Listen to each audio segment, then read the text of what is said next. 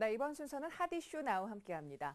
서울시가 그동안 재해, 재난 사고에 대응하는 지적사항을 보완하고 개선한 재난 현장 초기 대응 매뉴얼을 이달부터 적용해서 실시합니다.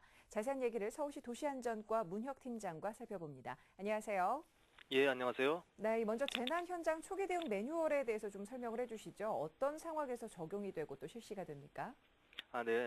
서울시에서는 화재나 붕괴 등 재난 유형별로 55개의 매뉴얼을 만들어서 재난 발생 시 대응토록 하고 있습니다. 하지만 재난 발생 시에 초기 대응이 적절하게 이루어졌느냐에 따라서 피해가 적을 수도 있고 또 반대로 커질 수도 있으므로 초기에 신속하게 지휘 체계를 확립하고 관련 부서들이 SNS를 통해 현장 상황을 공유하면서 공동 대응한다면 재난을 조기에 수습하고 피해도 줄일 수 있다고 생각을 합니다.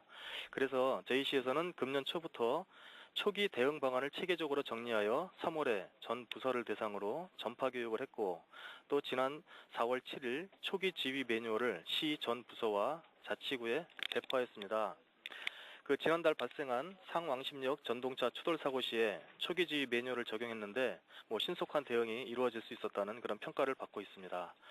그런데 저희가 매뉴얼을 배포한 이후에 세월호 사건을 계기로 언론이나 전문가들께서 초기 대응 과정에서의 문제점 등을 상당히 많이 지적을 하셨는데요. 이를 면밀히 검토해서 4월에 만들었던 초기 지휘 매뉴얼을 보완한 것이 좀 전에 말씀하신 초기 대응 매뉴얼이 되겠습니다. 그리고 이 매뉴얼은 서울시에서 발생하는 모든 재난 사고에 적용이 됩니다. 네. 자, 어떤 것들이 개선이 됐는지 궁금한데 지금 행동 매뉴얼이 55개 요형으로 나뉘어 있어서 이를 보완하고 개선하셨다고도 얘기했고요. 네. 새롭게 업그레이드된 내용들 구체적으로 어떤 것들이 있습니까? 예, 상당히 많은 부분을 보완을 했습니다. 그런데 음. 중요한 몇 가지만 좀 말씀을 드리면요. 먼저 재난 발생 초기에는 신속한 보고와 상황 전파가 무엇보다 중요하다고 할 수 있습니다. 근데 보고서 만들다가 초기에 귀중한 시간을 낭비하지 말라는 의미에서 카카오톡이나 네이버, 라인 등과 같은 SNS를 통해 보고하고, 또 서울시 모든 간부들 또 유관 부서들이 이를 통해 현장 상황을 실시간으로 공유하면서 공동 대응토록 한 거고요. 두 번째는 긴급 구조나 복구 등의 전문성이 필요한 경우에는 경험이나 능력을 겸비한 실무 책임자가 현장을 지휘하고, 필요한 경우에는 관련 분야의 전문가 자문도 받을 수 있도록 했습니다. 그다음에 세 번째로 복구 등을 위해 장비나 자재 등이 긴급하게 필요한 경우가 있습니다. 이럴 때는 지급 보증 등을 통해서 먼저 구입을 하고 긴급한 상황이 수습되면 필요한 절차를 사후 보완토록 하였고요. 네 번째는 피해자와 그 가족이 심리적으로 안정을 찾을 수 있도록 보호하는 등 피해자 지원 방안을 구체적으로 규정했습니다. 그리고 마지막으로 재난 복구를 돕기 위해 개인적으로 소중한 시간을 내서 참여해 주신 자원봉사자분들도 적재적소에 배치함으로써 자원봉사 의미도 살리면서 효율적인 복구도 가능하도록 그렇게 했습니다. 네.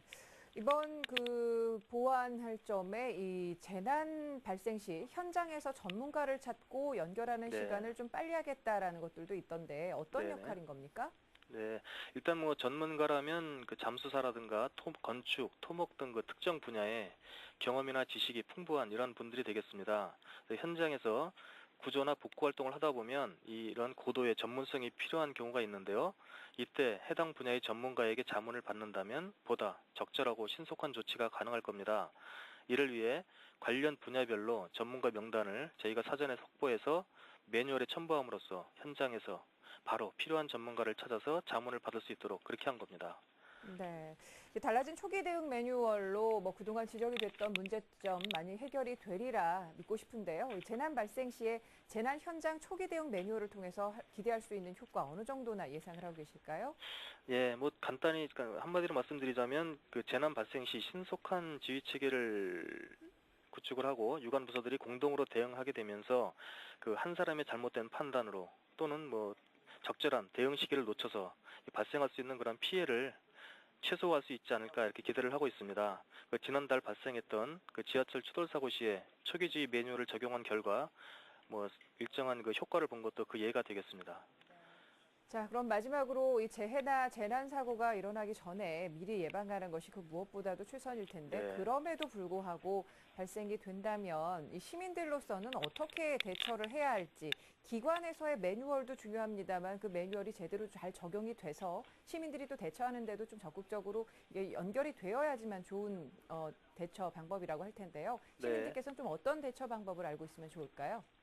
네, 일단 뭐 재난이 발생하지 않는 것이 최소한이겠습니다만 그 재난이 발생했을 경우에는 시민들께서 적절하게 대처하신다면 그 피해를 줄일 수 있습니다.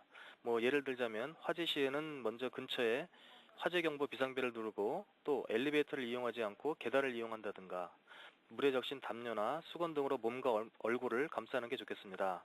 또 지진이 발생했을 경우에는 당황해서 뭐 무작정 밖으로 나가지 마시고 우선 테이블과 같은 곳에 아래로 들어가고 실외에 계실 때에는 담이나 기둥 등에 가까이 가시지 않는 것이 좋습니다. 뭐 이러한 지금 말씀드린 행동 요령은 서울시 홈페이지에서 시민들께서 확인할 수 있으니까 평소에 이러한 행동 요령 등을 익혀두시면 좋겠습니다. 네. 자, 오늘 말씀 잘 들었습니다. 고맙습니다. 예, 감사합니다. 네, 지금까지 서울시 도시안전과 문혁 팀장과 말씀 나눠봤습니다.